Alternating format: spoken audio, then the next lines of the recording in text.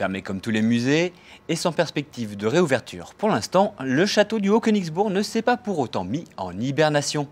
Derrière ces hautes murailles, on s'y active même beaucoup. Travaux d'entretien, création de nouvelles animations, l'équipe prépare le retour du public.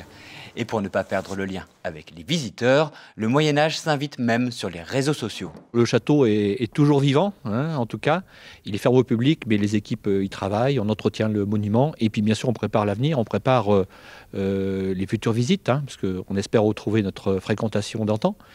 Mais en tout cas aussi, on anime le château eh bien, en procurant des médiations à distance, notamment le château chez vous permet à chacun de pouvoir rentrer dans le château de manière virtuelle finalement et avoir quotidiennement pratiquement ou toutes les semaines des nouveautés, des programmes pour les petits et les grands. Donc c'est une manière de rester fidèle au château et de le redécouvrir finalement. Mais avant qu'elle ne verse l'eau dans le cuvier,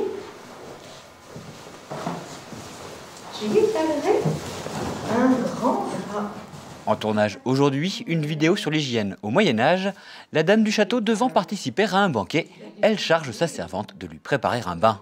L'occasion de découvrir comment on se faisait belle à l'époque et aussi de tordre le cou à quelques idées reçues. Les gens étaient propres, très propres au Moyen-Âge. Ils se lavaient, ils prenaient des bains au moins une fois par semaine, soit chez eux, dans un baquet de lessive par exemple, soit dans la rivière la plus proche, soit dans les très nombreuses étuves qui se trouvaient dans les villes. Donc de très nombreuses occasions de s'y baigner pour se laver, mais pas seulement. Il s'y passait beaucoup d'autres choses agréables. Et on se lavait tous les jours. On se lavait chaque matin le visage, les mains, le soir les pieds, à la fin de la journée, et bien évidemment, avant de commencer chaque repas, on se lavait les mains.